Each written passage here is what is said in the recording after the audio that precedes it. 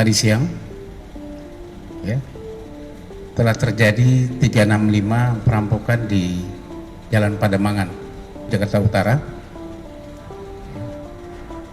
yang dilakukan indikasi ada 4 pelaku.